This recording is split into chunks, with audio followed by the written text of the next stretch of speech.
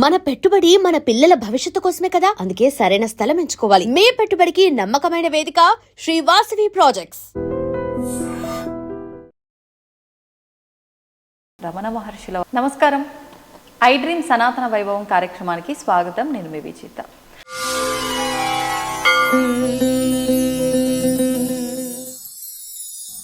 ప్రస్తుతం మనతో పాటు ఉన్నారు తెలుగు ఆచార్యులు, ధార్మిక ఆధ్యాత్మిక కార్యక్రమాలపైన రేడియో ప్రసంగాలు ఇస్తూ ఉంటారు. అదేవిధంగా ధ్యాన శిక్షణ, ఆత్మ జ్ఞానానికి సంబంధించిన బోధన, ఇలాంటి ఎన్నెన్నో విషయాలపైన వారు మాట్లాడుతూ ఉంటారు. వారెవరో కాదండి, డాక్టర్ వరలక్ష్మి పూజారి గారు. ఇప్పుడు వారితో మాట్లాడి మనం కూడా కొన్ని విషయాలను సవివరంగా తెలుసుకునే ప్రయత్నం చేద్దాం. అమ్మ నమస్తే. నమస్తే అమ్మ. అమ్మ, మీరు ఎన్నెన్నో ధార్మిక ఆధ్యాత్మిక విషయాలపైన ప్రసంగాలు చేస్తూ ఉంటారు. నిత్యము ఇక్కడ ఈ ఆశ్రమంలో మీరు ఎన్నెన్నో విషయాలపైన చర్చిస్తూ ఉంటారు. పొద్దున్న నుంచి నైట్ వరకు కూడా ఎన్నెన్నో మంచి మంచి విషయాలు.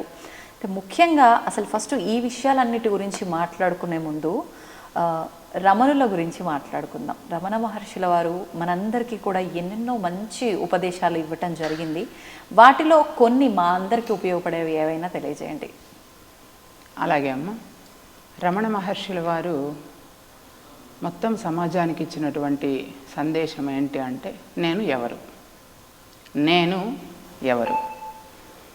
ఇది పరిశీలన చేసుకో.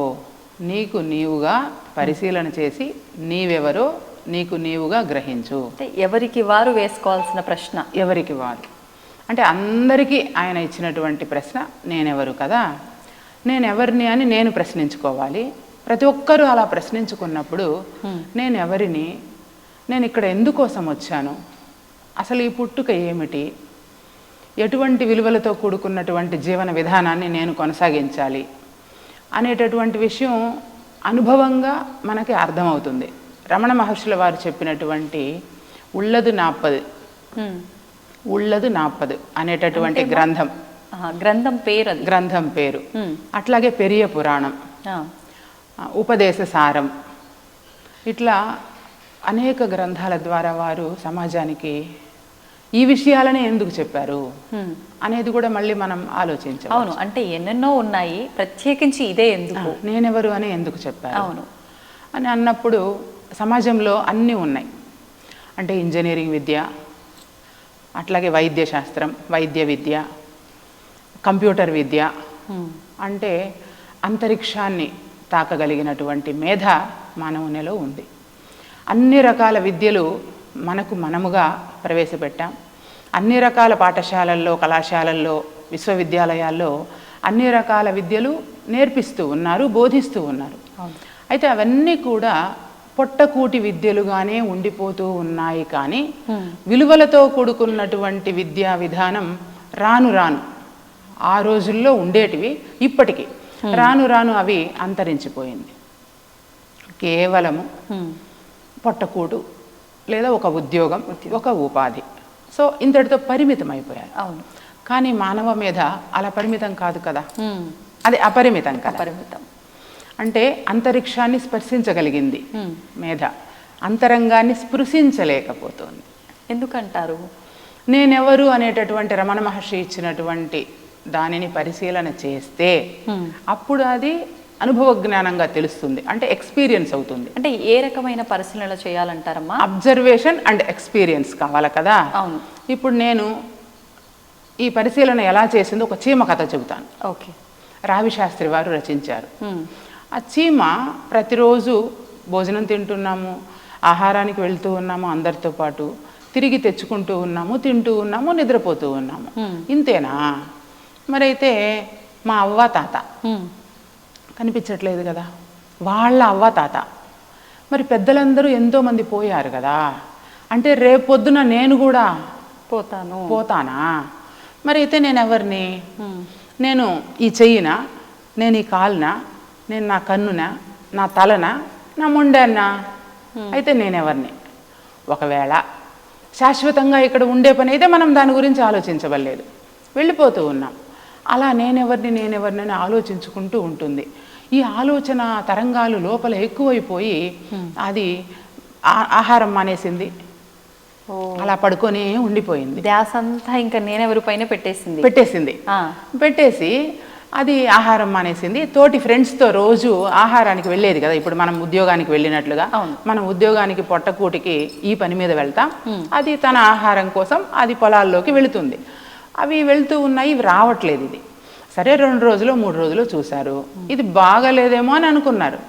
ఎన్ని రోజులైనా రాకపోయేసరికి ఏమైంది సోదరా, నువ్వు ఎందుకు ఇలా ఉన్నావు సోదరా, ఏంటి నువ్వు మాతో కూడా రావట్లేదు, పోనీ మేము తెచ్చిపెట్టిందన్నా తినలేదు కదా, 2 రోజులు తిన్నావు, ఇప్పుడు అది కూడా తినను అంటున్నావు, ఏం జరిగింది నీలో అంటే తిరిగి ఇదే ప్రశ్నలు వేస్తుంది.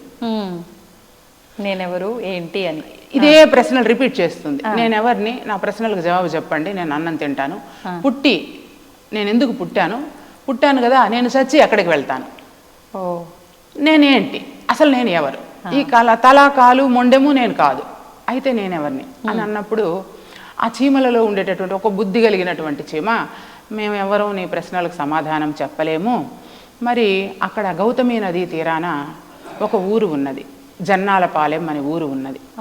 ఆ ఊరిలో ఒక గురువు గారు ఉన్నారు, నిగమ శర్మ అని. ఆయన దగ్గరికి వెళ్ళావంటే నీ సందేహాలు తీరుతాయేమో అని చెప్తారు. అయితే అది చాలా దూరం, అయినా పర్వాలేదు నేను వెళ్తానులే అని అది అప్పుడు లేచి నెమ్మదిగా బయలుదేరి జన్నాలపాలెం చేరుకుంటుంది.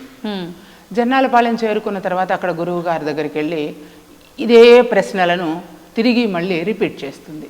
గురువుగారు నేను ఎవరినండి అని రిపీట్ చేసినప్పుడు, ఓహో నువ్వెవరో తెలుసుకోవడానికి వచ్చావా, అయితే నేను నీకు విద్య నేర్పిస్తాను, కానీ ఆత్మ పదార్థానికైనా మరి పరమాత్మకైనా బోధన చెయ్యాలి అని అంటే నాకు ఆకలిగా ఉంది.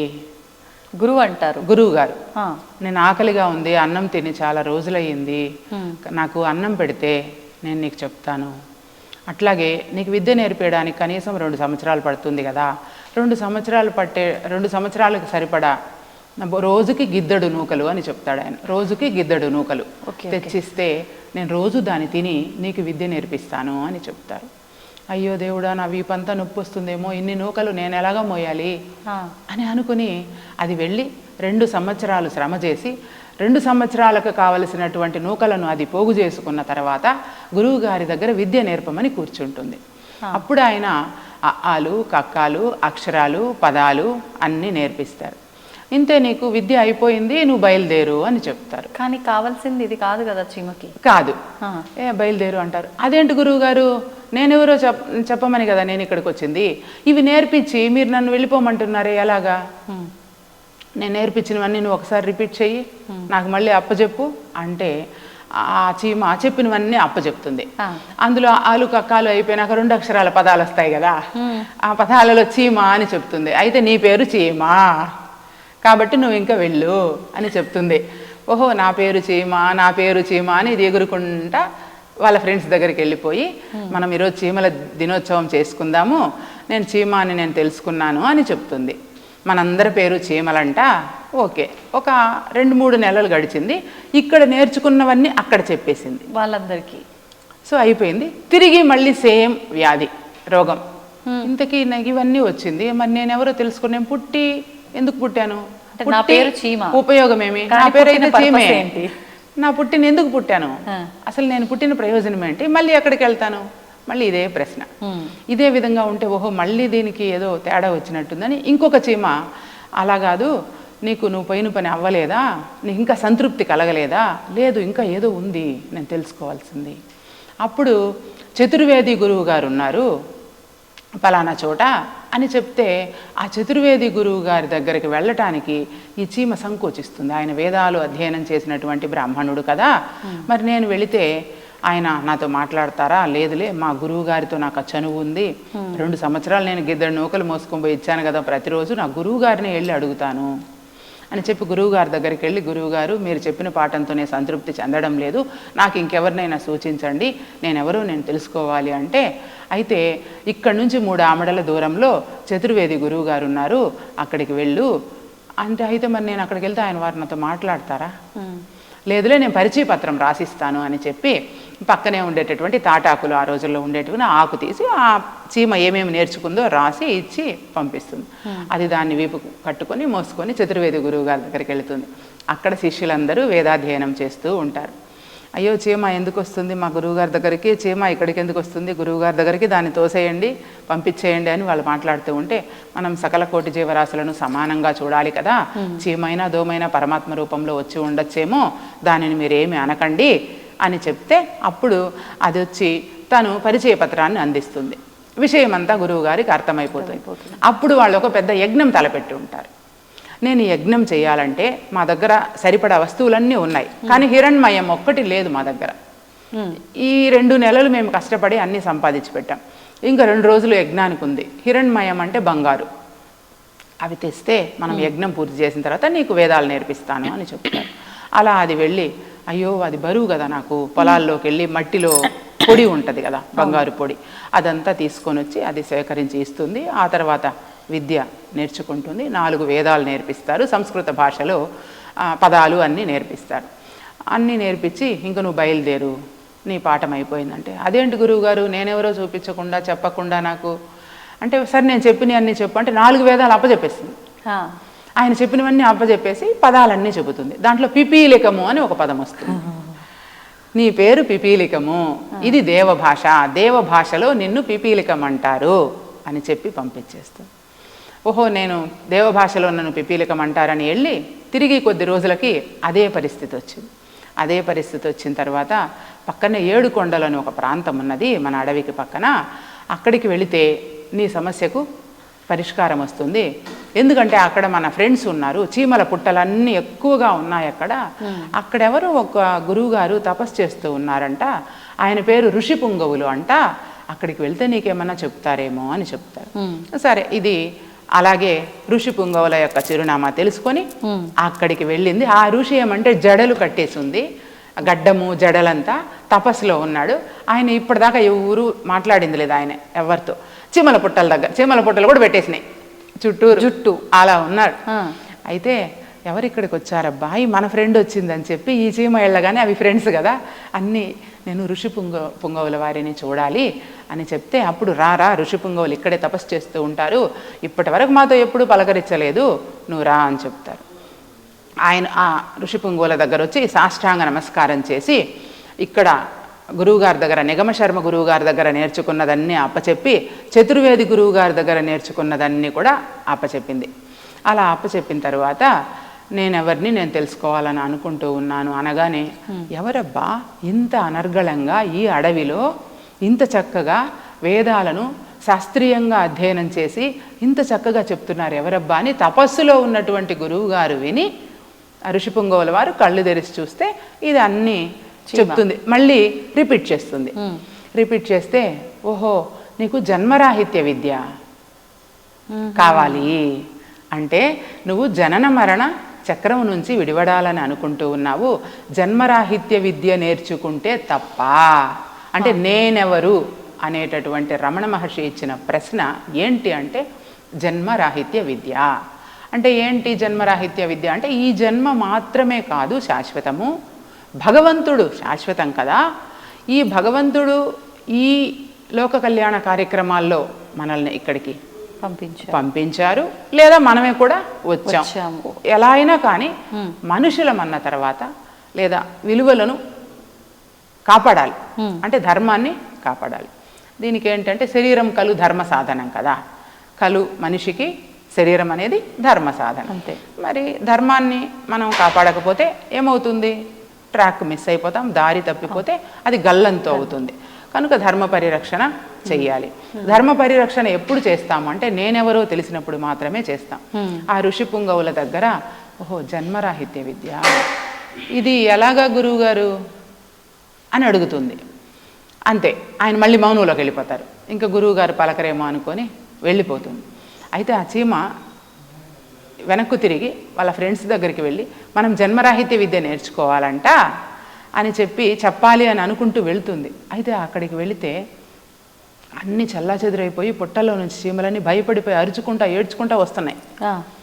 ఏంటి ఏమైంది మీకు, ఎందుకు ఇలా వస్తున్నారు అంటే ఎవరు అంట సుఖభోగి అంట ఆయన వచ్చి మన పుట్టలంతా మన స్థావరాలనంతా ఆక్రమించుకొని మనకి వెళ్ళిపోమంటున్నాడు, ఉంటే నలిపి చంపేస్తానంటున్నాడు, మరి ఏం చేయాలో మాకు అర్థం కాలేదు అంటే అప్పుడు ఇది నేను నిగమశర్మ దగ్గర అక్షరాభ్యాసం నేర్చుకున్నాను, చతుర్వేది గురువు గారి దగ్గర వేదాలు అధ్యయనం చేశాను, మనం భయపడడం ఏంటి, మనం శరీరం కాదుగా, నేను ఎందుకు భయపడాలి, రా మనందరం పోయి దాని మీద తిరగబడదాము అని అక్కడికి వచ్చి ఆ సుఖభోగిని ఇవందరూ ఈ చీమలన్నీ కలుసుకొని ధైర్యంగా ఆ సుఖభోగిని కుట్టి కుట్టి నలిపి నలిపి చంపేస్తాయన్నమాట. అయితే అంతకుముందు సుఖభోగి ఒక ప్రశ్న వేస్తాడు, సంపాదించారు అన్నమాట నిజమే, భగవంతుడు ఉన్నమాట నిజమే, కానీ నేనేంటంటే మీరు సంపాదించాలి, నేను తినాలి, నేను అనుభవించాలి, మీ సంపాదనే కావచ్చు, అది న్యాయం అన్యాయమే కావచ్చు, అయినా నా పేరు సుఖభోగిని కనుక మీరు సంపాదించిన సంపాదనను నేను మీ దగ్గర లాక్కుని మిమ్మల్ని తరిమేస్తూ ఉన్నాను అని చెప్తాడు నిర్దాక్షిణ్యంగా. అందుకని చెప్పి అవన్నీ కూడా కుట్టి కుట్టి ఆ సుఖభోగిని చంపేస్తాయన్నమాట. ఇప్పుడు సుఖభోగి అంటే ఎవరంటే నాలో ఉన్నటువంటి ఆశదేహం. నేనెవరు అని ప్రశ్నించుకుంటే నీలో ఉన్నటువంటి ఆశ దేహాన్ని నువ్వు దర్శిస్తావు. అప్పుడు నిన్ను నీవు తెలుసుకొని నిన్ను నీ అదుపులో ఉంచుకొని, అందరూ చెప్తుంటారు మనసును అదుపులో ఉంచుకోవాలి, మనసును అదుపులో ఉంచుకొని, మనసును కాదు, మనసు కూడా ఒక ఇన్స్ట్రుమెంటే, ఆలోచన చేయడానికి ఉపయోగపడేటటువంటి ఒక పరికరం అది. బట్ నేను అనేటటువంటి ఐడెంటిటీతో కూడుకున్నటువంటి అహం భావన ఒకటి ఉన్నది మనలో, అదే అన్ని రకాలుగా ప్రవర్తిల్లుతూ ఉంటుంది. ఆ నేనును గనక దర్శిస్తే, తెలుసుకుంటే అప్పుడు తనను తాను తెలుసుకుంటుంది. నేను శాశ్వతం కాదని, పరమాత్మ శాశ్వతమని, నిత్య సత్యమైన భగవంతుడిని దర్శించినప్పుడు జ్ఞానంతో కూడుకున్నటువంటి జీవితాన్ని, విలువలతో కూడుకున్నటువంటి జీవితాన్ని జీవిస్తారు అనే విషయం ఆ నేనెవరు ప్రశ్న ద్వారానే బోధపడుతుంది. మరో మార్గం లేదుగాక లేదు. అందుకనే సమాజానికి ఆ నేనెవరు అనే ప్రశ్నను అలా విసిరేసి ఆయన అందరినీ ఆలోచింపజేశారు. అద్భుతం అమ్మా. మనము అంటే చీమని ఎంత తక్కువ చూపుతో చూస్తాము, కానీ చీమలతోటే ఒక ఉదాహరణ నేనెవరు తెలుసుకునేదానికి ఎంత చక్కగా వివరించారు. నిజంగా ఎవరు రాశారని చెప్పారమ్మా? రావి శాస్త్రి గారు, తెలుగు సాహిత్యంలో ఉంటుంది అది. ఆయన చీమ పిపీలికం అనే పేరుతో కథ రాశారు. ఇప్పుడు అంటే రమణుల వారు చెప్పిన ఎన్నెన్నో ఉపదేశాల్లో ఈ నేనెవరు ఒకటి. ఇప్పుడు మన నిత్య జీవితానికి, మానవ మనుగడకి సంబంధించి నేనెవరో తెలుసుకోవాలి, ఆ లోపల ఉన్న ఆ భోగం ఎవరు సుఖభోగిని మనం తెలుసుకొని అది అంతటితో అంతం చెయ్యాలి అని అంటే అంత ఈజీ పని అయితే ఏం కాదు. అంటే ఎటువంటి విధానాలు మనం నిత్యము ఆచరిస్తుంటే మనం నేను ఎవరు అనేది తెలుసుకోవచ్చు అంటారు, దాన్ని మనం శాశ్వతంగా అంతం చేయొచ్చు అంటారు? అంటే తెలుసుకున్న తర్వాత కూసు విద్య అంటారు, తెలియకపోతే బ్రహ్మ విద్య అంటారు. కాబట్టి తెలుసుకున్న తర్వాత అది చాలా సులభం, చాలా సులభం అని అనిపిస్తుంది. ఇన్ని ఆరాట పోరాటాలలో అల్లలాడడం కంటే ఆప్యాయంగా అనురాగంతో లోపలికి వెళ్ళి మనం మనతోటి లోపలికి వెళ్ళి ఆ పరిశీలన అనేది, అబ్జర్వేషన్ అనేది చేయాలి. దానికి ఒక క్రమ పద్ధతి ఉంది. అదేంటి క్రమ పద్ధతి అంటే అది భగవద్గీతను ఆధారంగా చేసుకొని మనం చెప్పవచ్చు. ఎందుకంటే ఇప్పుడు మన విజిత అమ్మ చెప్పింది అంటే వినరు, వరలక్ష్మి అమ్మ చెప్పింది అంటే వినరు. భగవద్గీతలో ఇలా ఉంది అంటే ఒక నమ్మకం ఉంది కనుక మనకు నేర్చుకోవాలని అనుకున్నప్పుడు భగవద్గీతలో ఉండేటటువంటి క్రమ పద్ధతిని మనం ఆచరించాలి. ఇప్పటికీ ఉన్నటువంటి ఆధునిక నాగరికమైనటువంటి ఈ రోజులలో సమయం లేదు అని అనుకుంటూ ఉన్నారు కనుక 4 వేదాలను మనం ముందర వేసుకొని చదవలేము. అట్లాగే ప్రామాణికమైనటువంటి అనేక గ్రంథాలు ఉన్నాయి, అది కూడా చదవలేము. ఉపనిషత్తులు ఎన్నో ఉన్నాయి, వాటిల్లో నుంచి 10 ఉపనిషత్తులుగా ఇప్పుడు చదువుకుంటూ ఉన్నారు అన్నింటి సారాన్ని. ఆ 10 ఉపనిషత్తులు కూడా ఇప్పుడు చదవలేము. ఆ తరువాత ప్రస్థానత్రయమని భగవద్గీత, ఉపనిషత్తులు, బ్రహ్మసూత్రాలు, ఇవి 3 ఉన్నాయి. ఈ 3ంటిని కూడా చదివే అంత తీరిక లేదు. బ్రహ్మసూత్రాలలో 555 సూత్రాలు ఉంటాయి. ఇవన్నీ కూడా చదువుకునేదానికి వీలు కాదు గనక ఇప్పుడు ఇది చిన్న పుస్తకం భగవద్గీత, 702 శ్లోకాలతో కూడుకున్నటువంటి భగవద్గీతలో ఏమి చెప్పారంటే క్రమ పద్ధతిలో మనకు నేనెవరో తెలుసుకునేటట్లుగా అందులో శ్లోకాలను అమర్చి చక్కగా చెప్పారు. కాబట్టి ఏ గ్రంథాలు అవసరం రాకుండానే ఇప్పుడు ఉపదేశసారమైన మీరు భాగవతమైన ఏ గ్రంథంలో అయినా విషయం ఒకటే, ఏది నేనెవరో తెలుసుకోవడమే. అందుకని ఇప్పుడు మనకు అందుబాటులో ఉన్నది ఇదే గనక ఇందులో క్రమ పద్ధతి చెప్పారు.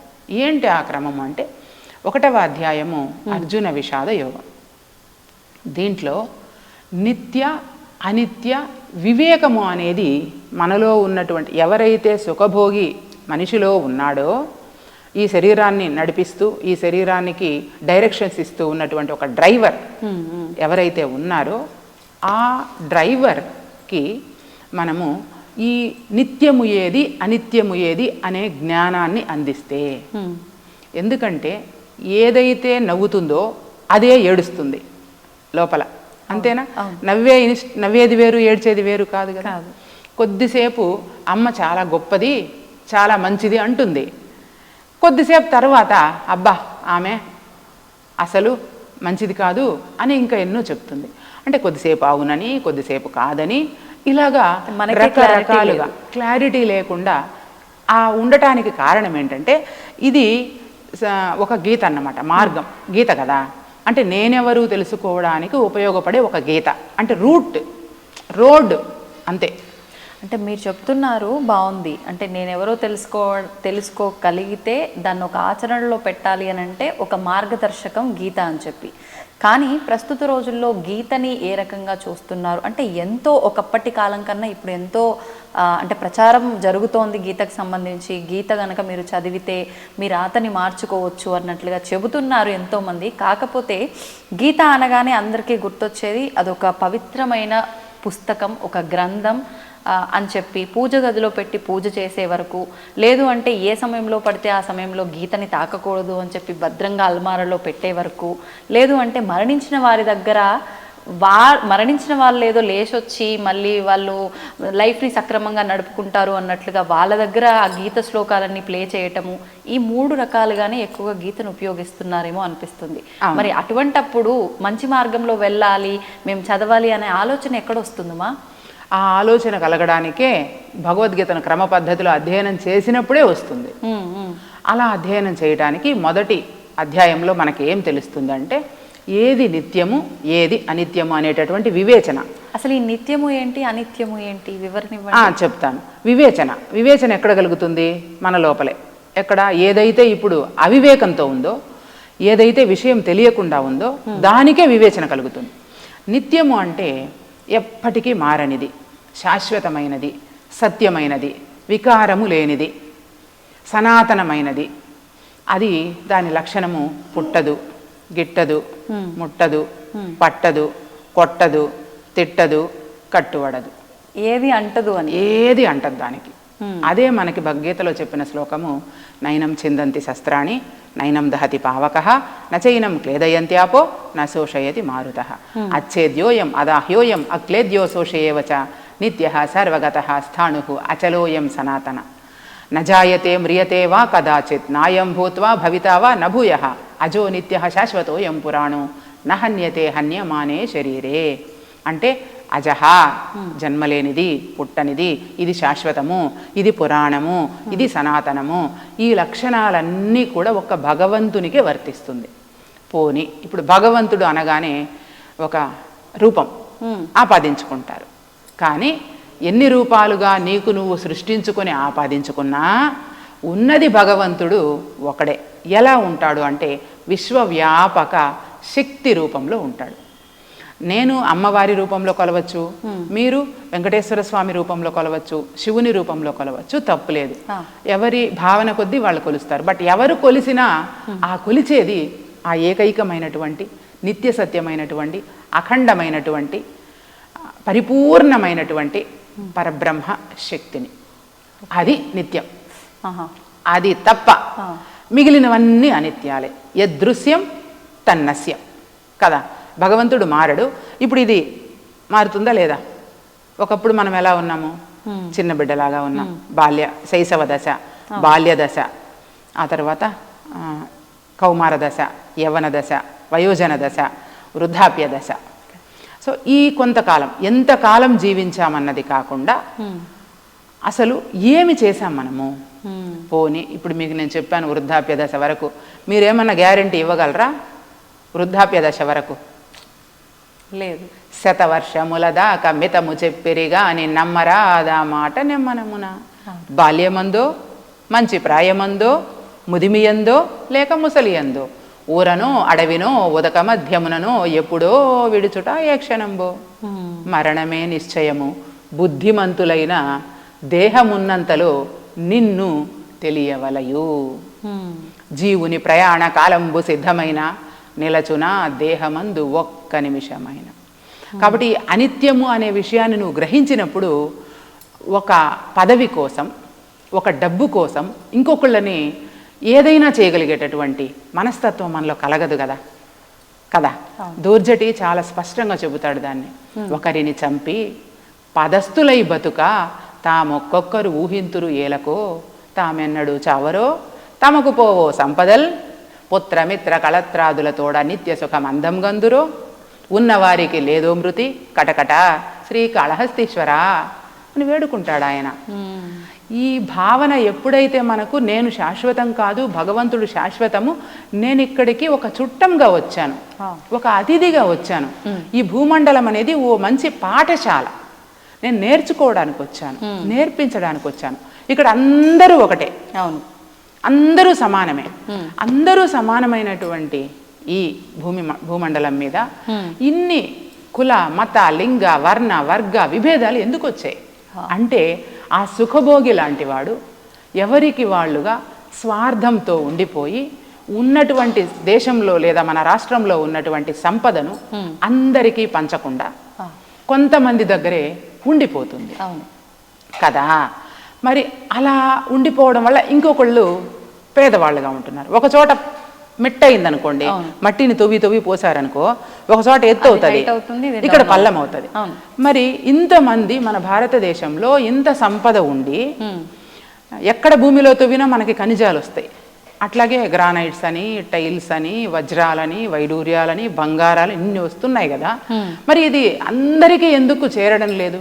ఏ ఒక్కళ్ళ సొంతమే ఎందుకు అయిపోతూ ఉంది అంటే ఆ సుఖభోగి అనేటటువంటి వాడు పెరిగిపోయి అహము పెరిగిపోయి ఆశ పెరిగిన వాడు అహము పెరిగిన వాడు తనకు తానే కీడు ఓకో నలమ్మ అని చెప్పాడు ఆరుద్ర. అట్లాగా అది పెరిగిపోవడం వల్ల ఎందుకు పెరిగిపోయిందంటే ఈ జ్ఞానం లేకపోవడం వల్ల.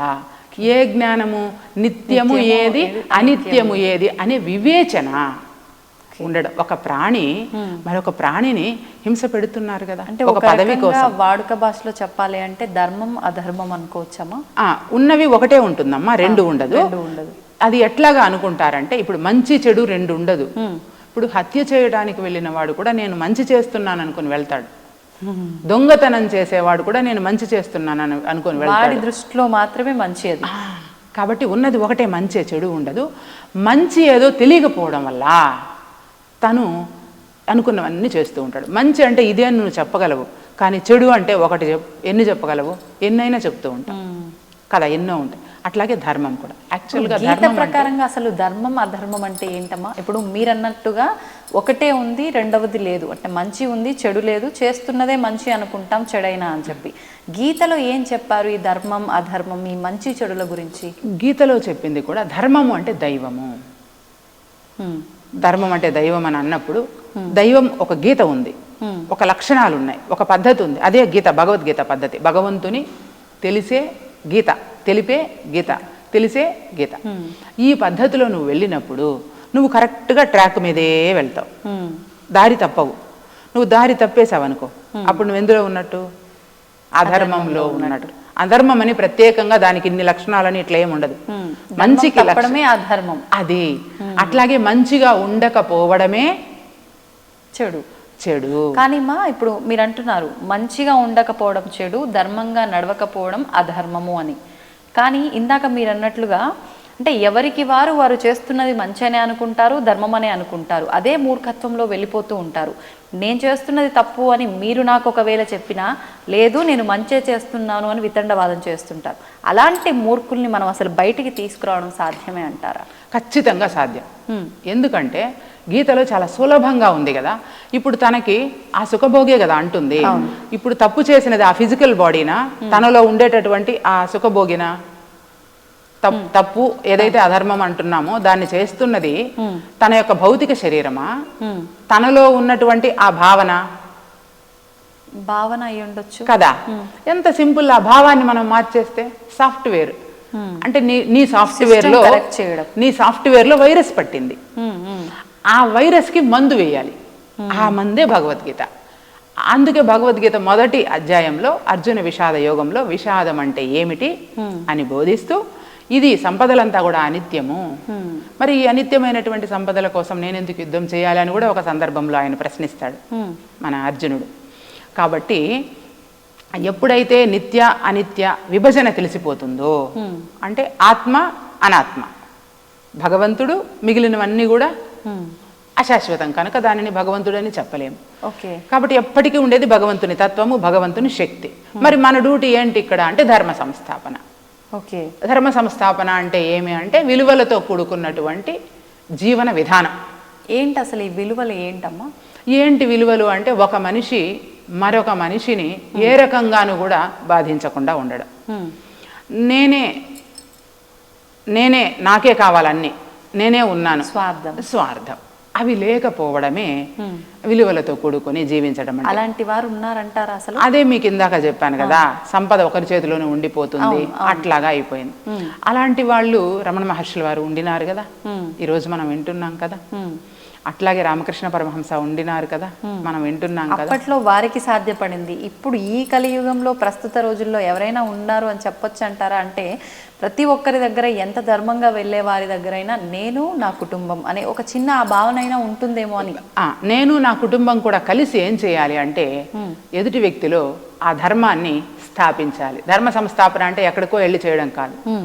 ఆ ఏదైతే లోపల స్వార్థపూరితమైనటువంటి నేను ఏదైతే ఉన్నదో, అహం ఏదైతే ఉన్నదో ఆ భావనలోకి వెళ్ళి నేను నా కుటుంబం అంతా కూడా మీ భావనను మార్చి ఆ సరి అయినటువంటి ట్రాక్ తప్పింది కదా, తిరిగి ట్రాక్ మీద ప్రయాణం చేసేటట్టు బోధించగలగాలి. ఆ బోధించడానికి గీత ఉంది కదా.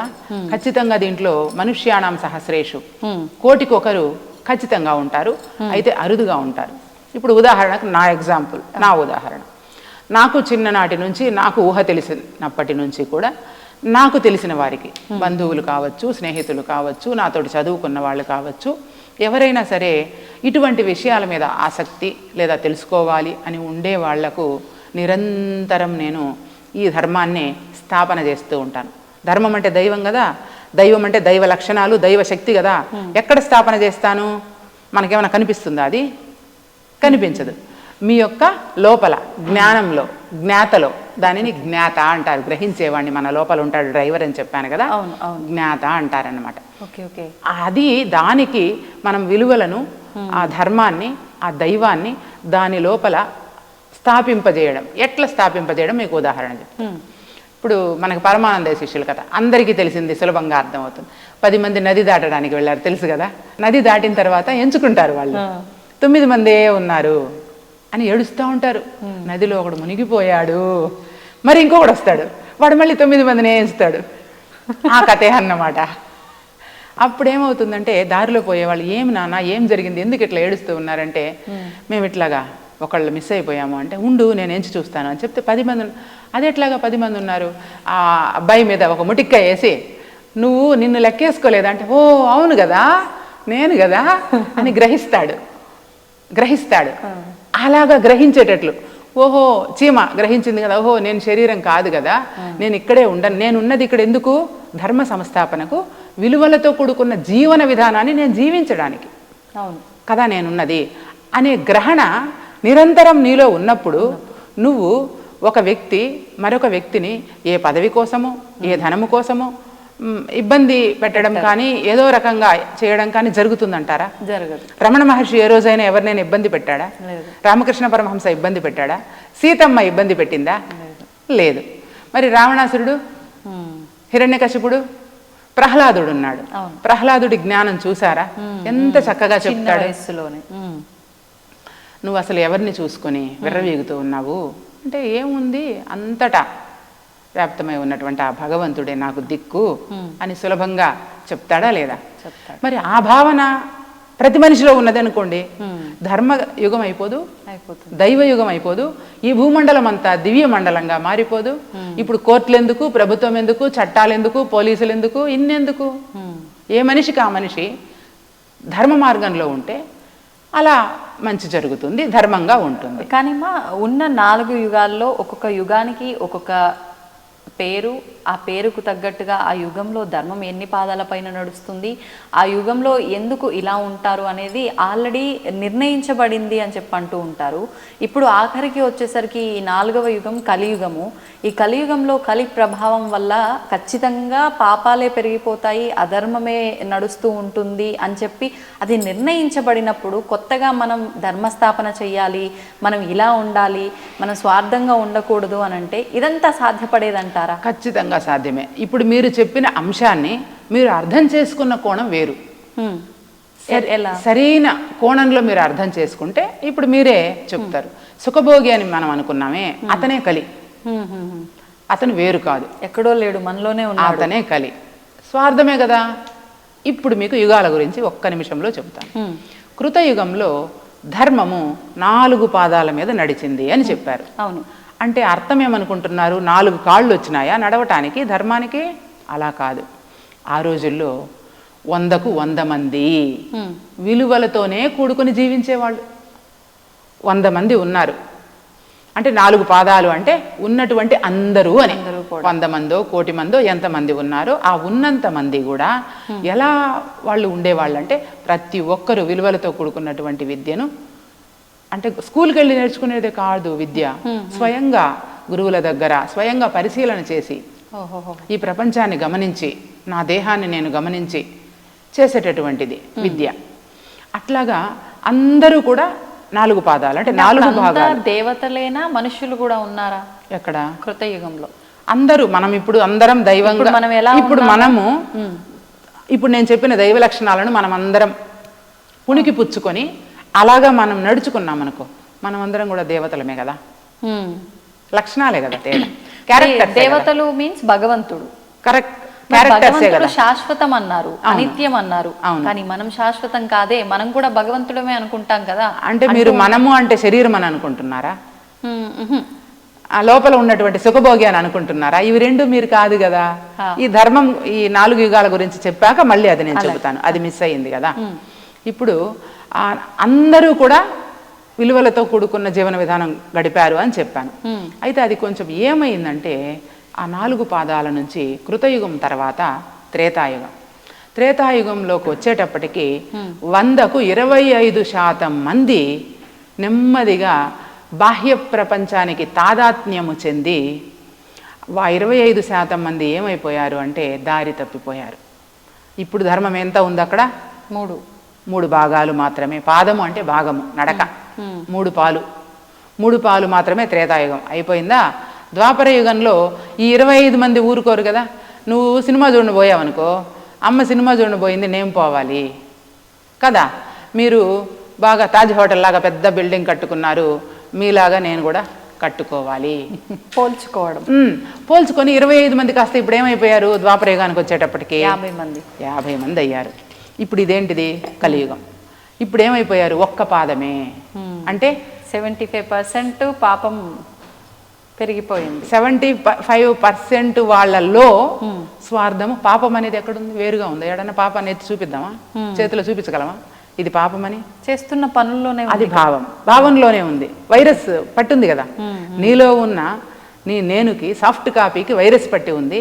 దానికి మందు వేసుకోలేదు కనుక, ఆ దిశగా వాళ్ళ ఆలోచనలు కొనసాగలేదు కనుక, పొద్దున్నుంచి సాయంత్రం వరకు భగవద్గీత చెప్పుకుంటే లేదా చదువుకుంటే నాకు డబ్బులు వస్తాయా?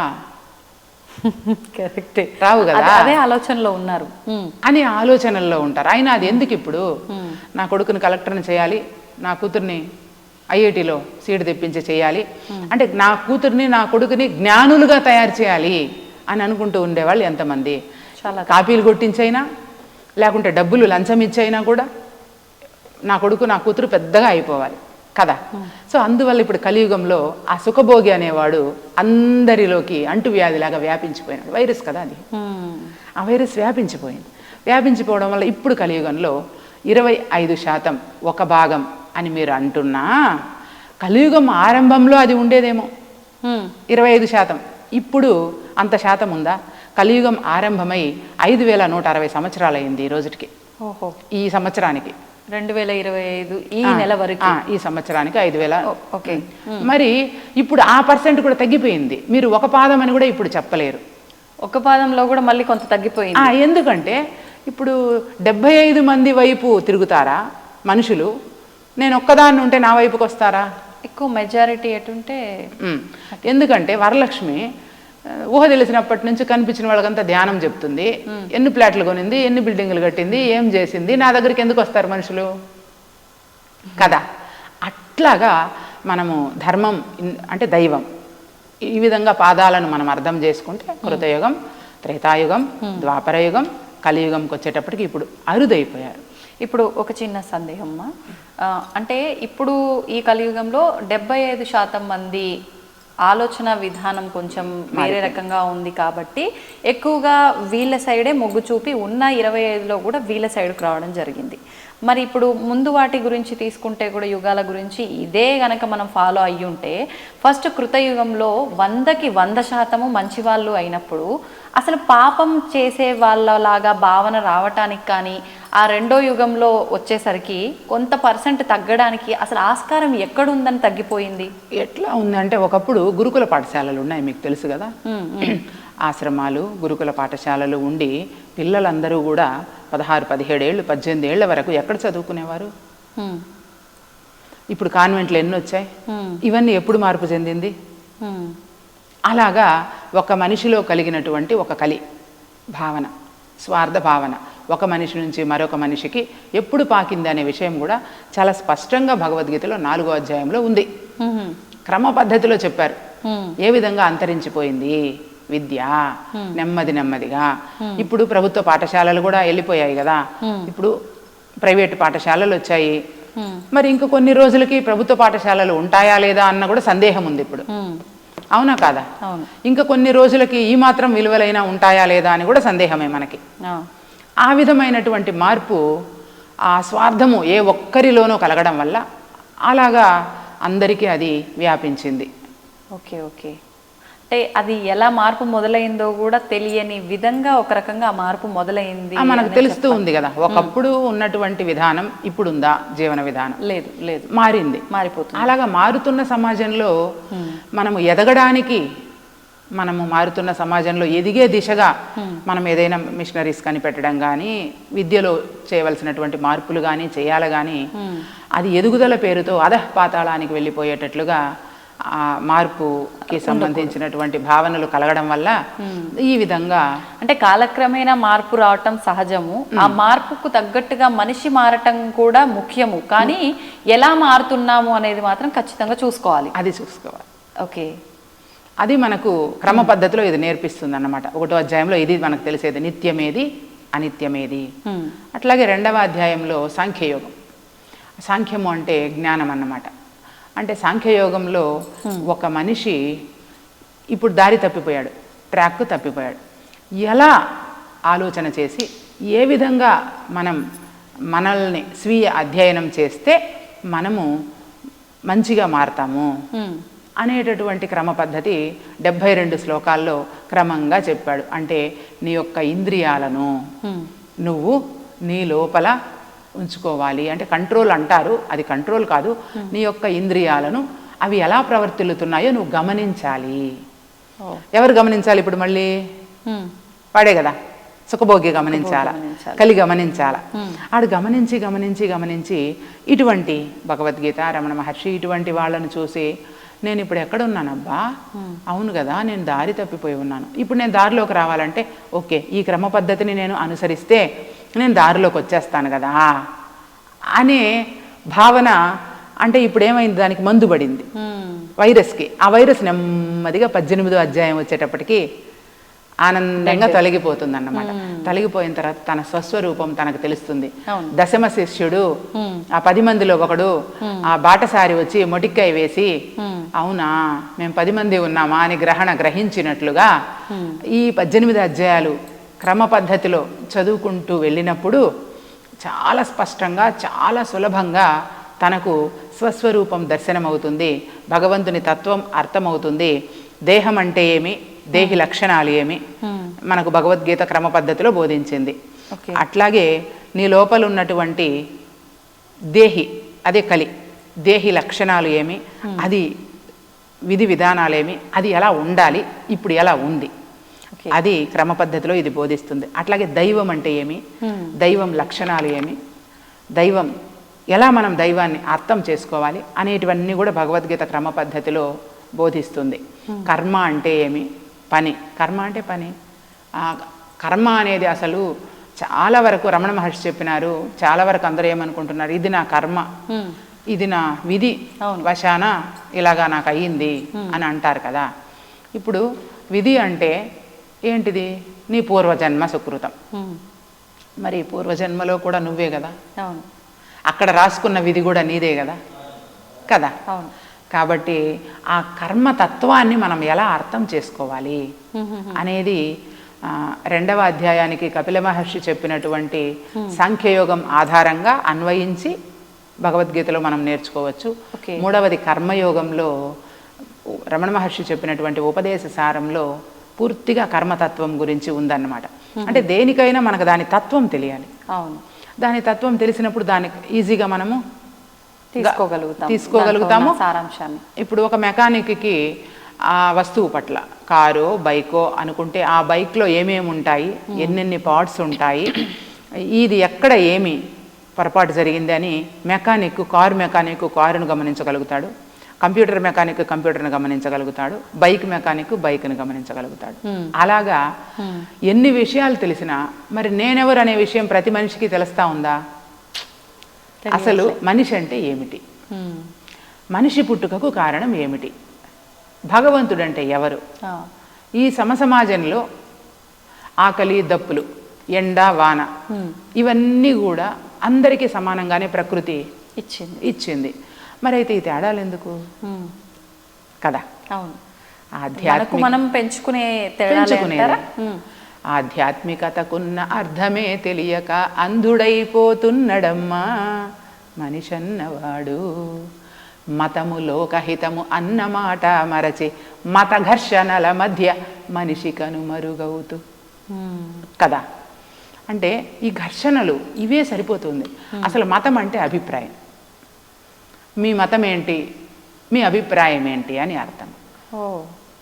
ఇన్ని మతాలు లేవు కదా, ఉన్నదంతా మానవాళి, అందరూ మానవులందరూ ఒకటే మతము. మరి ఇవి ఎక్కడి నుంచి వచ్చాయి? అంటే అసలు గీతలో మతాల గురించి ఏమీ చెప్పబడి లేదమ్మా. చాతుర్వర్ణ్యం మయా సృష్టం గుణకర్మ విభాగశః. అంటే అందరూ కూడా 4 వర్ణాలను 4 జాతులుగా, అంటే క్షత్రియులు, బ్రాహ్మణులు, క్షత్రియులు, వైశ్యులు, శూద్రులు క్రమంలో చెప్పుకోవాలనుకుంటే బ్రాహ్మణులు, వైశ్యులు, క్షత్రియులు, శూద్రులు. మరి ఇవన్నీ కూడా మన కోసం మనం ఏర్పాటు చేసుకున్నాం. మనము మన కోసం ఏర్పాటు చేసుకున్నాం. అంటే ఒక టీం, ఒక కుటుంబం అంటే ఒక ఇంట్లో ఒక యజమాని ఉండాలి కదా. మనకు అన్ని సరుకులు తెచ్చిపెట్టడానికి, మనల్ని అన్ని చూసుకోవడానికి ఒక యజమాని ఉండాలి. ఒక స్కూల్లో ఒక టీచర్స్ అందరూ ఉంటారు, కానీ ఒక ప్రధాన ఉపాధ్యాయులు ఉండాలి. అట్లాగే కళాశాలలో మనకు అధ్యక్షులు ఉండాలి, లెక్చరర్స్ ఎంతమంది ఉన్నా అధ్యాపకులు ఉండాలి. అట్లాగా మనకు మన కుటుంబంలో ఒక పెద్దగా ఉన్నట్లుగా మనం ఒక సమూహం. ఇప్పుడు ఇది భగవద్గీత ఆధ్యాత్మిక క్షేత్రం, బ్రహ్మపథం భగవద్గీత ఆధ్యాత్మిక క్షేత్రం. ఈ క్షేత్రంలో మేము ఒక 100-150 మంది మేము కలుస్తూ ఉంటాం అనుకుందాం. ఈ 150 మందికి భోజనాలు అంటే ఏంటి, ఏదైనా ఎలా చేయాలి అని ఒక లీడ్ చేసేవాళ్ళు ఉంటారు కదా, నాయకులు ఉండాలి కదా. అలాగా మన కోసం, మన అభివృద్ధి కోసం మనం ఏర్పాటు చేసుకున్నాం ఏదైనా కూడా. అట్లాగా ఈ 4 వర్ణాలు ఏంటి అంటే, ఇప్పుడు నేను బ్రహ్మ విద్యను బోధిస్తూ ఉంటాను నా చిన్ననాటి నుంచి. అయితే నాకు వేరే ఏమీ తెలియదు. ఇప్పుడు నేను విద్యను బోధించాలి అంటే నేను ఇంట్లో ఒకరికో ఇద్దరికో చెబుతాను, అది ఎక్కువ మందికి చేరాలి అని మీలాంటి వాళ్ళకి ఆలోచన కలిగింది అనుకుందాం. అప్పుడు మీరు ఈ విషయాన్ని మనం 10 మందికి చెప్పాలంటే 10 మందిని ఒక చోట సమావేశపరచాలి, ఒక కార్యక్రమం పెట్టాలి, ఈ విద్యను తీసుకెళ్ళి అక్కడ పరిచయం చేయాలనే ఆలోచన మీకు వస్తుంది. అప్పుడు మీరు పాలకులు, క్షత్రియులు పాలిస్తారనమాట. అంటే ప్రజలకి ఏది కావాలో, ప్రజలు అభివృద్ధి చెందడానికి ఏది సముచితమైనదో అది మీరు తీసుకెళ్ళి ఆ ప్రజలకు బోధిస్తారనమాట. అది 4వ అధ్యాయం చెబుతుంది. అంటే పూర్వము బ్రహ్మ విద్యను తెలిసిన వాళ్ళు మాత్రమే రాజ్యాన్ని పరిపాలించడానికి అర్హులుగా ఉండేది. ఋషులు రాజ్యాలను పరిపాలించేవారని మీరు వినుంటారు. అవును అవును. అది కాస్త ఋషి చేతిలో నుంచి వీళ్ళ చేతిలోకి వచ్చేసింది అనమాట. మనుషుల చేతిలో మామూలుగా అవగాహన లేకుండానే ఇప్పుడు చాలా చోట్ల ఉద్యోగాలు కానీ అవగాహన లేకుండానే పని తెలియకుండానే ఉన్నారు కదా, అలాగా చేరిపోయిందన్నమాట. అందుకని చెప్పి ఇలా మనము అంటే మన దేశ అభివృద్ధి కోసం లేదా మనం అందరం కలిసి అభివృద్ధి చెందడం కోసం ఈ పద్ధతులు వచ్చాయి, విభజన పద్ధతులు వచ్చినాయి. దానివల్ల ఏమైందంటే ఈ బ్రాహ్మణులు అంటే బ్రహ్మతత్వాన్ని బోధించేటటువంటి వాళ్ళు అలా బోధించలేదు అనుకోండి, వాళ్ళు బ్రాహ్మణులు కాదు, వాళ్ళు ఆ కులంలో పుట్టిండొచ్చు కాక ఆ క్యారెక్టర్స్ లేవు కదా, కాబట్టి వాళ్ళు బ్రాహ్మణులు కాదు. అట్లాగే క్షత్రియులు పాలించే వాళ్ళు కూడా ఉంటేనే ఈ విద్య అందుతుంది. ఓకే, నేను బోధిస్తున్నాను, మీరు ఒక కార్యక్రమాన్ని చేయటానికి నిర్వహణకు మీరు పూనుకున్నారు, కానీ మీకేం కావాలి? ఊరికి అయిపోదు కదా, ఒక కార్యక్రమానికి మైక్ పెట్టాలి, వచ్చిన వాళ్ళకి భోజనం పెట్టాలి, ఒక కళ్యాణ మండపాన్నో ఏదో ఒకటి ఒక స్థలాన్ని మీరు ఏర్పాటు చేయాలి. వీటికన్నిటికీ డబ్బు కావాలి. కాబట్టి అమ్మ ధర్మం బోధించడానికి మనకి డబ్బు కావాలి కదా అని చెప్పి మీరు పాలకులు కనుక మీ చేతిలో అధికారం ఉంటుంది కనుక ఊర్లో ప్రజలందరినీ కలిపి తలా రూపాయి అడిగి ఈ కార్యక్రమం చేద్దాము అని అంటారు. ఆ రూపాయి మీకు ఎవరివ్వగలరు అంటే అది సంపాదించే వాళ్ళే ఇవ్వగలరు, వ్యాపార వాణిజ్య విషయాల మీద. అది వైశ్యులు. ఇక్కడ కులమతాలకు సంబంధం లేదు, ఈ భావన. అయితే వీళ్ళు వ్యాపారంలో నిరంతరం ఉంటారు. అప్పుడు వాళ్ళు ఈ కార్యక్రమాలన్నీ చేయలేరు. కాబట్టి నాన్న నేను 10 రూపాయలు దానం ఇస్తానమ్మా, నువ్వు మంచి పని చేస్తున్నావు, నువ్వు చెయ్యి అని నువ్వు ఆ కార్యక్రమాన్ని నిర్వహించడానికి నీకు 10 రూపాయలు, తలా 10 రూపాయలు ఇస్తారు. వీళ్ళు వైశ్యులు. ఇంతటితో అయిపోదు కదా, నీకు అక్కడ అరేంజ్ చేసే వాళ్ళు ఉండాలి, చిమ్మే వాళ్ళు ఉండాలి, అన్నం వడ్డించే వాళ్ళు కావాలి. వీళ్ళంతా శూద్రులు, సేవకులు. ఇప్పుడు ఈ నలుగురు లేకపోతే ఏ ఇంట్లో అయినా జరుగుతుందా? అప్పుడు సేవకులు శూద్రులు తక్కువైపోతారు, బ్రహ్మ విద్యను బోధించే వాళ్ళు ఎక్కువైపోతారా? అలానే అయ్యారు కదా. అంతా కూడా ఏమైపోయిందంటే అవగాహన లోపం. ప్రపంచంలో ఉండే మానవాళిలో 99.9% జనులకు ఏమైందంటే విషయ పరిచయం ఉంది, భగవద్గీత ఉందని ప్రపంచంలో ఎవరికిదో తెలియదు చెప్పండి. కానీ భగవద్గీతలో ఏముందో దాన్ని గ్రహించే శక్తి లేదు. పరిచయం ఉంది, పరిజ్ఞానం లేదు అనొచ్చా? పరిచయం ఉంది, పరిజ్ఞానం లేదు, అవగాహన లేదు. అందుకని ఇలాగే మీరు ఏ విషయం తీసుకున్నా మనం వాస్తవంలోకి వెళ్ళి పరిశీలన చేసినప్పుడు మనకి వాస్తవాలు తెలుస్తాయి. ఇప్పుడు వాస్తవానికి వెళ్ళి పరిశీలన చేయగలిగే ధ్యాస ఇప్పుడు లేదు కదా. నా ధ్యాస అంతా ఏమైపోయింది అంటే భౌతిక విషయాలపైకి వెళ్ళిపోయింది. కాబట్టి అవగాహన లోపం వచ్చింది. ధర్మ సంస్థాపన చేసేవాళ్ళు కరువు అయ్యారు, చాలా అరుదైపోయారు.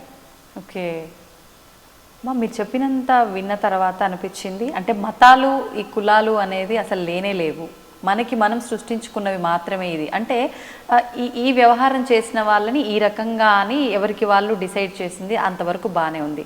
అది కాస్త ఇప్పుడు కులాలు మతాలు అని కొట్టుకుని చచ్చేదాకా పోయింది. అంటే ఒకటి కాదు, ఒకదాన్ని తీసుకుంటే ఒక కులాన్నో ఒక మతాన్నో దాంట్లో మళ్ళీ వర్గాలు, ఇలా అంతా కూడా వెళ్ళిపోతుంది ప్రస్తుత సమాజంలో. మరి ఇవన్నీ ఎందుకంటారు? అంటే అమ్మ ఇప్పుడు మనము నేను డిగ్రీ కాలేజీలో పనిచేస్తూ ఉన్నాను, ప్రభుత్వ డిగ్రీ కళాశాల నగరి. ఇప్పుడు మా కళాశాలలో బీకామ్ ఒక గ్రూప్ ఉంది, అట్లాగే బిఏ ఒక గ్రూప్ ఉంది, బిఎస్సి ఒక గ్రూప్ ఉంది. ఇప్పుడు మా కాలేజీకి వస్తే మేము ఈ గ్రూప్స్ ఉన్నాయని చెబుతాము. వీళ్ళందరూ బిఎస్సి విద్యార్థులు, వీళ్ళందరూ బీకామ్ విద్యార్థులు, వీళ్ళందరూ బిఏ విద్యార్థులు అని చెప్పుకుంటాం కదా. ఇది ఒక మతం అన్నమాట, ఒక సమూహము. అట్లా ఒక్కొక్క సమూహము కలిసి నా కులం ఇది, నా మతం ఇది, నా పద్ధతి ఇది అని అంతా ఏర్పాటు చేసుకున్నది ఎవరికి వారే కానీ ఇదంతా కూడా స్వయం సృష్టే కానీ భగవంతుని సృష్టి కాదు. భగవంతుని సృష్టిలో అందరూ సమానమే.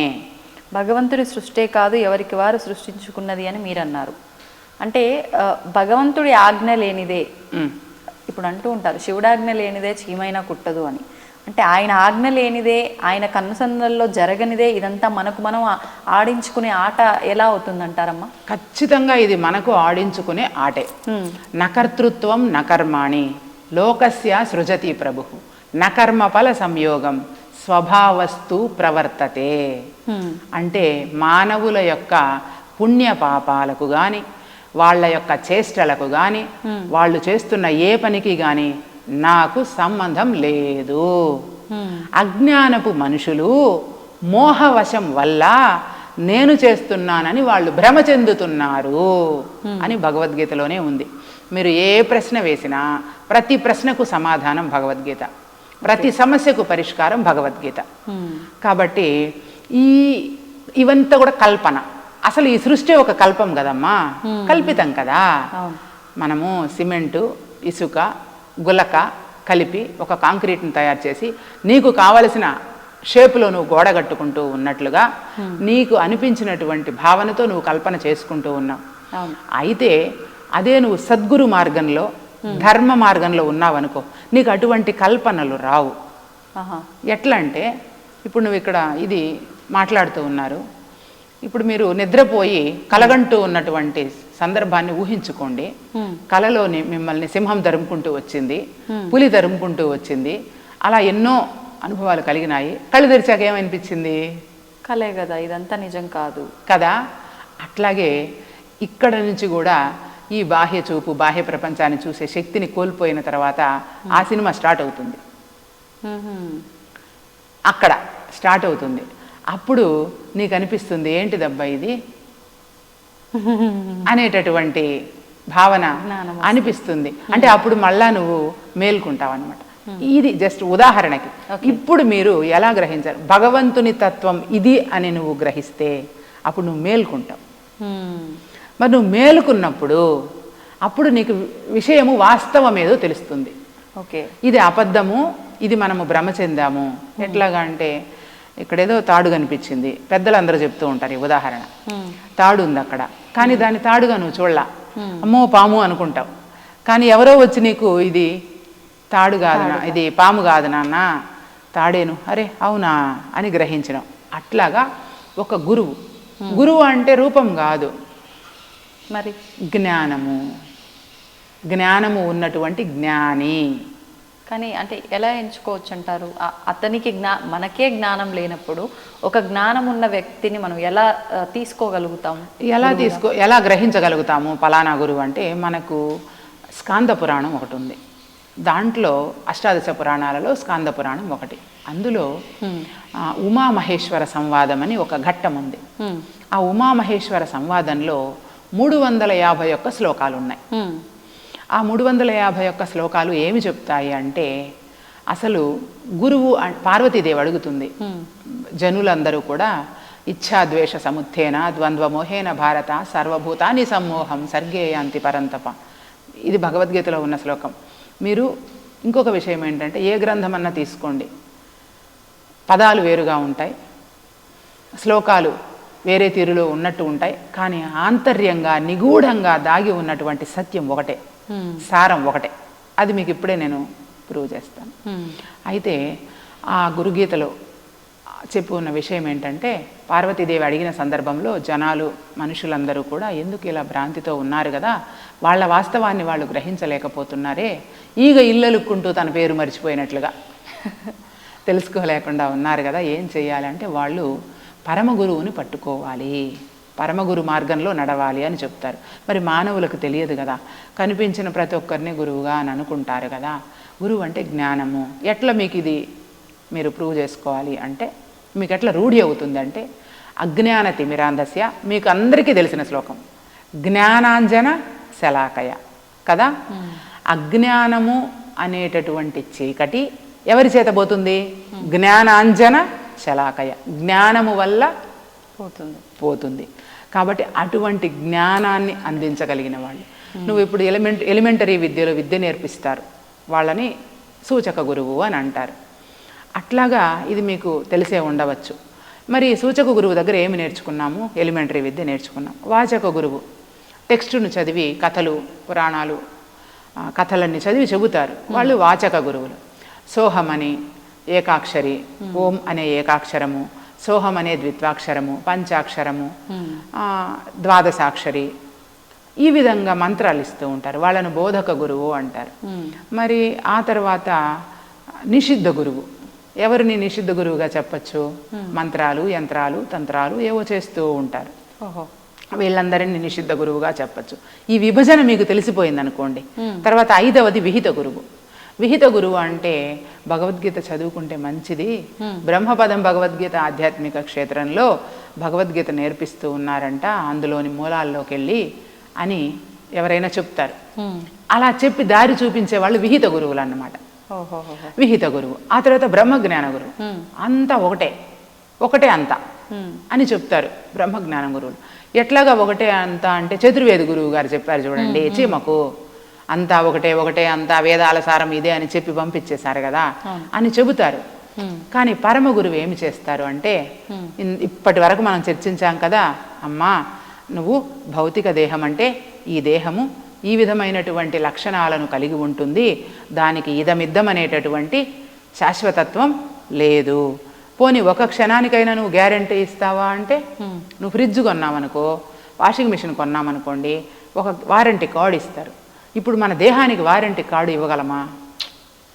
లేదు కదా. అందుకని చెప్పి గాలి లోపల దీపము ఈ మట్టి కాయంబు ఏ వేళను కీలులూడిన బొమ్మయు పడునట్లు నేలపడు రామ రామ, అంతే ఈ దేహం తత్వము. అందుకని చెప్పి దేహం, దాని యొక్క ఫంక్షన్స్, విధి విధానాలు, అట్లాగే నీలో ఉన్న డ్రైవర్ దేహి, దాని యొక్క విధి విధానాలు, భగవంతుడు, భగవంతుని లక్షణాలు, అది నీకు అర్థం చేయించి రమణ మహర్షి చెప్పినటువంటి నేనెవరు అనే ప్రశ్నను నీకు అనేక సాక్ష్యాలతో, రుజువులతో, శాస్త్రాలతో, ప్రమాణాలతో నీకు రుజువు చేయించి నీకే గ్రహింపచేయగలిగినటువంటి వారెవరైతే ఉన్నారో వాళ్ళు పరమ గురువులు. ఓకే. ఆ పరమ గురువు అంటే మళ్ళీ గురువు అంటే జ్ఞానమే, రూపం లేదు, నామం లేదు. ఆ జ్ఞానం ఎక్కడుంటుందో ఆ జ్ఞానాన్ని తీసుకుంటే ఈ భూమండలం అంతా కూడా ధర్మంగానే ఉంటుంది, సత్యంగానే ఉంటుంది, ఉన్నది ఉన్నట్లుగానే ఉంటుంది. కానీ కల్పితాలకు, కల్మషాలకు దేనికి కూడా అవకాశము ఉండదన్నమాట. అందుకనే మన దేశాన్ని లేదా మన ప్రపంచాన్ని, మన తోటి వారిని అందరినీ కూడా ప్రశాంతంగా ఉంచడానికి మనము దానికి ఏదైతే మార్గం ఉందో దానిని మనం ఎంచుకోవాలి. దేని ద్వారా ప్రశాంతత వస్తుంది చెప్పండి చూద్దాం. నేను ఒక 4 కార్లు కొనుక్కుంటాను, దాని ద్వారా నాకు ప్రశాంతత వస్తుందా? ఇంకో దాని మీద ఆసక్తి కలగనంత వరకు మాత్రమే ప్రశాంతత. మళ్ళీ ఇంకంతే, అది ఇంకొకటి సైకిల్ రిపీట్ అంతే. కాబట్టి డబ్బు వల్ల సుఖము ప్రశాంతత వస్తుంది అని అనుకుంటే ఇప్పుడు అలా అనుకునే కదా అవును ప్రయాణం చేస్తుంది. మరి వాళ్లకు తెలియదా? అందుకనే కాళ్ళు తడవకుండా సముద్రాన్ని దాటగల ఎంత మేధావి అయినా కళ్ళు తడవకుండా జీవితాన్ని దాటలేడు. కాబట్టి దుఃఖం అనేది ఎంత మేధావైనా కావచ్చు కాక ఆ మనిషికి దుఃఖం అనేది ఎప్పటికీ ఉంటుంది. సుఖానంతరం దుఃఖం, దుఃఖానంతరం సుఖం, చక్రవత్ పరివర్తంతే దుఃఖాని చ సుఖాని చ. ఇదే అన్నమాట. సుఖ దుఃఖాల వెంబడి వాళ్ళు పరుగులెడుతూ ఉంటారు. కాబట్టి ఎప్పటికీ అశాంతే. కాబట్టి ప్రశాంతిని బోధించగలిగినది ఒకే ఒక్క మార్గము, అది ఆత్మజ్ఞాన మార్గము, దైవ మార్గము, భగవద్గీత మార్గము. అన్యథా శరణం నాస్తి. మరో దారే లేదు. ప్రతి ఒక్కరూ ఈ దారిలోకి రావాల్సిందే. ఖచ్చితంగా దానిని మనము అధ్యయనం చేసి గీతా క్రమంలో, గీత అంటే ఈ పుస్తకం కాదు, పుస్తకం మాత్రమే కాదు, రూట్, దారి. ఏమి దారి అంటే భగవంతుని తెలిసే దారి. ఆ దారిలోకి వెళ్ళి మనము ఖచ్చితంగా దానిని ఏదైతే ఉన్నదో దుఃఖం లేనటువంటి స్థలం, అదే ఈ భేదభావనలు లేనటువంటి స్థలం. నతద్భాసయతే సూర్యో న శశాంకో న పావకః యద్గత్వా న నివర్తంతే తద్ధామ పరమం మమ. అక్కడికి వెళ్ళాలి. భేదభావన లేనటువంటి భావనలో మనం ఉన్నప్పుడు ఈ భూమండలం దివ్యమయమవుతుంది. అప్పుడు ప్రశాంతతతో కూడుకున్నటువంటి జీవన విధానం ఉంటుంది. ఈ విలువల విద్యతో కూడుకున్నటువంటి విద్యను ప్రతి ఒక్కరికి మనం పాఠశాలని కళాశాలలని కాకుండా ప్రతి ఒక్కరికి మనం దానిని చేర్చగలిగినప్పుడు ఆ లోపల ఉన్నటువంటి కలిని జ్ఞానంతో తొలగించగలిగినప్పుడు, కలి అనే వైరస్ని జ్ఞానంతో మనం తొలగించగలిగినప్పుడు మాత్రమే మనిషి ప్రశాంతంగా ఉండగలడు. శశాంతిమధిగచ్చతి అని బ్రహ్మపథం చెబుతుంది. బ్రహ్మపథం, పథం అంటే మార్గం. మార్గం తెలియాలి. దేనికి మార్గం తెలియాలి? బ్రహ్మంని తెలియడానికి మార్గం. దానికి మీరు ఎన్ని గ్రంథాలు చదివినా ఏమి చేసినా ఇదే మార్గం. ఇప్పుడు మీకు అన్ని గ్రంథాల సారం ఒకటే అని ఒక్క నిమిషంలో నిరూపిస్తాను మీకు తెలిసిన మార్గం నుంచి. మీరు ఇప్పటికే విని ఉంటారు, విష్ణు సహస్రనామాలు మీరు వినకుండా ఉండరు కదా, లలితా సహస్రనామాలు వినకుండా ఉండరు. విష్ణు సహస్రనామంలో ఆరంభంలోనే యస్య శ్రవణ మాత్రేణ జన్మ సంసార బంధనాత్ విముచ్యతే నమస్తస్మై విష్ణవే ప్రభ విష్ణవే కో ధర్మ సర్వధర్మాణం భవతః పరమో మతః కిం జపన్ ముచ్యతే జంతుర్జన్మ సంసార బంధనాత్. ఏ ధర్మాన్ని నేను వింటే నేను ఈ జనన మరణ రూప సంసార చక్రం నుంచి బయటపడగలను, ఆ ధర్మాన్ని నాకు బోధించండి అని ధర్మరాజు అడుగుతాడు. యుధిష్ఠిర ఉవాచ. అడిగినప్పుడు అప్పుడు భీష్ముడు చెప్తాడు, ఇది విష్ణునామాలు. ఇలాగే ప్రతి గ్రంథం, ఇప్పుడు బ్రహ్మసూత్రాలు అని చెప్పాను. బ్రహ్మసూత్రాలు 555 సూత్రాలు ఉన్నాయి. జన్మాద్యస్య యతః, జన్మ దేని నుంచి కలిగిందో నాకు అర్థం కావడం లేదు గురుదేవా అని ఆలోచనలో పడినప్పుడు ఆ గ్రంథం ప్రారంభమవుతుంది. ఓకే కదా, అంటే అధాతో బ్రహ్మ జిజ్ఞాస అనేది మొదటి సూత్రం, జన్మాద్యస్య యతః అనేది రెండవ సూత్రం. ఈ రెండు సూత్రాలలో కలుపుకుంటే ఇప్పుడు నేను బ్రహ్మత్వ విచారణ చేస్తూ ఉన్నాను, అసలు నేను ఎక్కడి నుంచి వచ్చాను, చీమ అనుకున్నది అదేనా? అవును. ఇక్కడ బ్రహ్మసూత్రాలు ప్రారంభమైనది ఇక్కడేనా? విష్ణు సహస్రనామాలు ప్రారంభమైనది అక్కడేనా? అక్కడే కదా. ఇప్పుడు భగవద్గీత, ధర్మక్షేత్రే కురుక్షేత్రే సమవేతాయుత్సవ మామక పాండవాశ్చైవ కిమకుర్వత సంజయ. ధర్మక్షేత్రం అంటే ఈ ధార్మిక శరీరం, కురుక్షేత్రం అంటే మీకు ఇందాక చెప్పానే కలి అతను. మరి అయితే నువ్వు ఈ ధర్మ సంస్థాపన కోసం వచ్చిన ధార్మిక శరీరంలో ఉన్నావు కదా, మరి ఏం చేసావు ఇక్కడికి వచ్చి, ఎవరు నువ్వు తెలుసుకున్నావా అని ప్రశ్నిస్తుంది. మీరు భాగవతం ఆరంభంలోకి వెళ్ళినా ఇలాగే ఉంటుంది. శ్రీ కైవల్య పదంబు చేరుటకునై చింతించదన్ లోక రక్షయిక ఆరంభకు భక్త పాలన కళా సంరంభకున్ అని మొదలవుతుంది కదా. అంటే కైవల్య పదాన్ని చేరడానికి, ధర్మ పదాన్ని చేరడానికి నేను చింతిస్తూ రాస్తూ ఉన్నాను అని చెప్తుంది. మీరు ఏ గ్రంథమైనా తీసుకోండి, మనకు సమయం లేదు గనక ఏ గ్రంథమైనా మీరు తీసుకోండి, లలిత సహస్రనామాలు కావచ్చుగాక, ఏ గ్రంథం మీరు తీసుకున్నా అసలు సత్యమైనది నిత్యమైనది ఏది అనేటటువంటి విధానంలోనే గ్రంథం కొనసాగి ఉంటుంది. కానీ ఆ మర్మము మనకు అర్థం కాదు.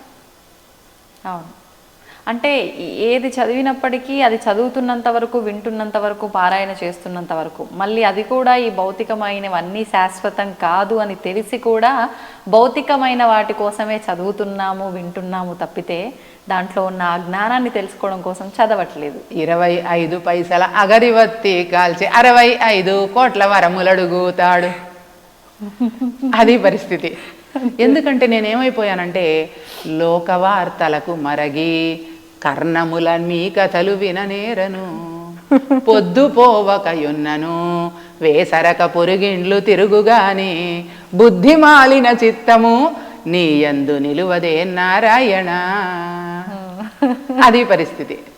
నిక్కమని సంసారము మది నమ్మి నీ స్మరణ చేయలేక, ఈ కనిపిస్తూ ఉన్నదే శాశ్వతం అనుకొని నేను నీ గురించి నేను తెలుసుకోలేకపోయాను. అక్కట పుట్టిగిట్టి జన్మములు ఎత్తి తిని రామ రామ అని. అది ఎప్పుడు చెందుతుంది? దేహము ఇది పోయిన తర్వాత.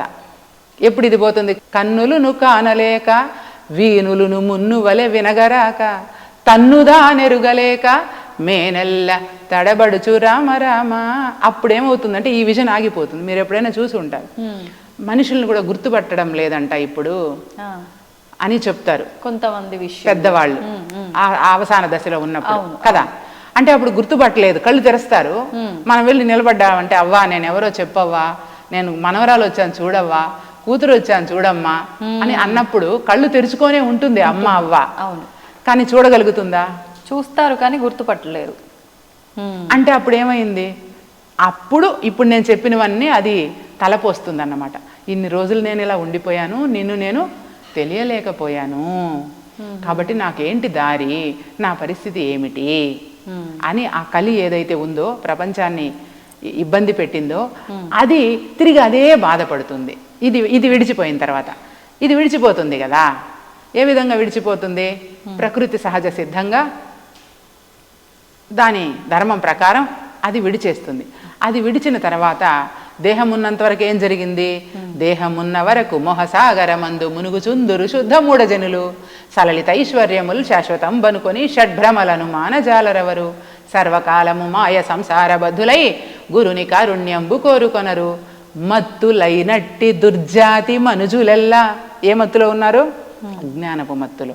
మత్తులైనట్టి దుర్జాతి మనుజులెల్లా నిన్ను కనలేరు మొదటికే నీరజాక్ష. అంటే ఆ నిన్ను ఎవరిని? భగవంతుడిని నేను తెలియలేకపోయాను. ఏం చేశాను? అప్పుడు పుట్టాను, ఇది నాది అది నాది అనుకుంటూ కాలం గడిపేశాను అనేటటువంటిది భావన చేస్తూ ఉంటుంది. మనసు చావదు, బుద్ధి చావదు, ఏది చావదు, వస్త్రం మాత్రం ఊడిపోతుంది. అది తిరిగి మరో వస్త్రాన్ని ధరిస్తుంది. దాన్ని భగవంతుడు అని ప్రజలందరూ భావన చేసి ఆధ్యాత్మికతను అర్థం చేసుకోలేకుండా ఉన్నారు. అందుకే వివేకానంద చెబుతాడు, రెండు అవ్యక్తాల మధ్యలో ఉన్నటువంటి తేడాను గ్రహించడమే ఆధ్యాత్మికత అని చెప్తాడు. భగవంతుడు అవ్యక్తము, కలిపురుషుడు కూడా నీకు అవ్యక్తం కదా. అంటే నీ కంటికి కనిపించడు. ఎవరికి? భౌతిక చక్షువులకు కనిపించడు కనుక. కానీ ఇప్పుడు సిగ్నల్స్ ఉన్నాయి, ఎయిర్టెల్ సిగ్నల్స్ ఉన్నాయి, బిఎస్ఎన్ఎల్ సిగ్నల్స్ ఉన్నాయి, ఎన్నో సిగ్నల్స్ ఇక్కడ ఉన్నాయి. ఈ కళ్ళకు కనిపించలేదు కదా. అది ఎవరికి కనిపిస్తుంది? జ్ఞాననేత్రం ఉన్నప్పుడు అది గ్రహించగలుగుతుంది. నువ్వు భూతద్దం పెట్టావంటే కొన్ని దాని పరిధిలో అందుకోగలిగినవన్నీ అలాగా అందుకుంటుంది అనమాట. అట్లాగా ఓవరాల్గా ఏంటంటే ఒక సెల్ ఫోన్ గురించి మనిషికి తెలుసు ఎట్లా ఆపరేట్ చేయాలి అని. ఒక వస్తువును, గెరిటెను మనం కూర వేసుకోవడానికి వాడుకుంటామని తెలుసు. అట్లాగా ప్రతి వస్తువు మీద, ప్రపంచంలో మన కంటికి కనిపిస్తూ ఉన్న ప్రతి వస్తువు మీద ప్రత్యక్షంగానూ పరోక్షంగానూ ఒక అవగాహన మనిషికి ఉంటుంది. కానీ నిరంతరం తాను మోస్తూ ఉన్నటువంటి ఈ దేహాన్ని గురించి కానీ, నిరంతరం అది గమనిస్తూ ఉండేటటువంటి తన గురించి తాను కానీ మనిషికి తెలియదు. తన్ను తానెరుగలేక మేనెల్ల తడబడుచు రామ రామ. కాబట్టి తనను తాను తెలియలేకుండా ఉంది కనుక ఈ సమస్య. కాబట్టి ప్రపంచంలో ఉండే సమస్త సమస్యలకు ఒకటే పరిష్కారం, అది తనను తాను తెలియడం, తనను తాను చేరడం. అంతకు మించి మరొకటి పరిష్కారం కాదు. ఆ మందుకి, ఆ వైరస్కి ఈ మందు వేయాలి. అది ఆధ్యాత్మిక మార్గమేనా, ధ్యాన మార్గం కూడా ఉపయోగపడుతుందా? ధ్యానము అంటే ఇప్పుడు వేమన చెప్తాడు, ఆసనములు పన్ని అండంబు బిగించి వడలు విరుచుకొనిడి యోగులెల్లా. ఆసనములు పన్ని అండంబు బిగించి వడలు విరుచుకొనిడి యోగులెల్లా జట్టి సాము కన్నా చింతాకు తక్కువ. జట్టి సాము అంటే సాము గరిడీలు, కుస్తీలు చేసేవాళ్ళు. అనేక రకాల ఆసనాలు వేసి, అంటే ఆసనాలు శరీర ఆరోగ్యానికి, ఆహారం శరీర ఆరోగ్యానికి కదా. అలాగా ఆసనాలు మన భౌతిక శరీరం ఫిట్గా ఉండడానికి, మన భౌతిక శరీర సంరక్షణకు యోగా ఆసనాలు అదైని వేస్తారు. ధ్యానం ఏంటి అంటే మనం కళ్ళు మూసుకొని స్థిరంగా కూర్చొని, అందుకని బుద్ధుడు చాలా సులభంగా చెప్పాడు, ప్రశాంతంగా హాయిగా నీకు నచ్చిన ఆసనంలో నువ్వు కూర్చో, నేనెవరో నువ్వు గమనించు, అది ధ్యానం. అట్లా కాకుండా నేను వివిధ పద్ధతులలో శాంభవి, షణ్ముఖి, ప్రాణాయామ, నానా రకాల పేర్లు అయితే పెట్టుకుంటారు. కానీ ఏ పేరు పెట్టుకున్నా ధ్యానం అనే శబ్దానికి అర్థం మాత్రము ధి ప్లస్ యానం, ధ్యానం. బుద్ధితో కూడుకున్నటువంటి ప్రయాణమే ధ్యానం. అయితే ఇప్పుడు ధ్యానం చేసేది ఎవరంటారు? ఇప్పటి వరకు మీరు ఇవన్నీ విన్నారు కదా. మీ అనుభవ జ్ఞానం చెప్పండి. ధ్యానం చేసేది కలిపురుషుడా మీ వీడ భౌతిక శరీరమా? నేనేమి చెప్పలేను. అంతేనా? అదొక రకమైన కన్ఫ్యూజన్ ఎంత క్లారిటీ ఇచ్చినా. కాబట్టి శరీరము కాదు, ధ్యానానికి శరీరంతో సంబంధము లేదు. ఓకే. ఆ కలిపురుషుడు చేసే విచారణ ఉంది కదా, కలిపురుషుడు చేసే గమనిక ఉంది కదా, గీతను పట్టుకొని ఆ గీతాక్రమంలో నడిచే విధానం ఉంది కదా, అది ధ్యానం. బుద్ధి వైపుగా చేసే ప్రయాణం. ఇప్పుడు నేను చెప్పిన దాన్ని మీరు అడగచ్చు, ఇదే ధ్యానమని మీరు ఎట్లా చెప్తారు అని. మోక్ష సాధన సామగ్ర్యాం భక్తిరేవ గరీయసి స్వస్వరూపానుసంధానం భక్తిరిద్యభిధీయతే. వివేక చూడామణిలో ఉన్నటువంటి శ్లోకం.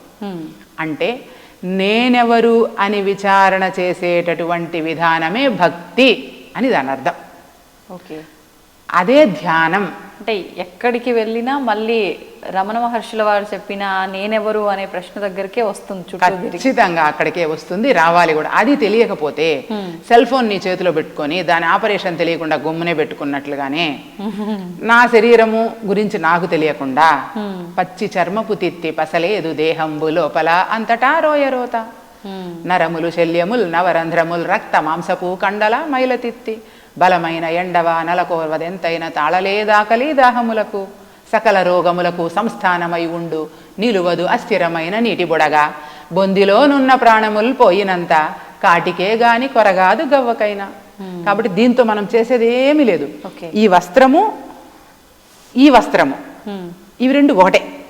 వాసాంసి జీర్ణాన్ని యదా విహాయ నవాని గృహ్ణాతి నరోపరాణి తథా శరీరాన్ని. తెలిసిందే కదా, అందరికీ తెలిసిన శ్లోకం ఇది. కాబట్టి మనము చేయగలిగిందల్లా ఒకటే. ఆ కలిపురుషుడు అనుకుంటేనే చేయగలడు. దాంట్లో ఉండే వైరస్ని పోగొట్టాలంటే నేను దుఃఖంలో ఉన్నప్పుడు నేను బాగుండాలి అని ఎవరు అనుకుంటారు? అదే కదా అనుకుంటుంది.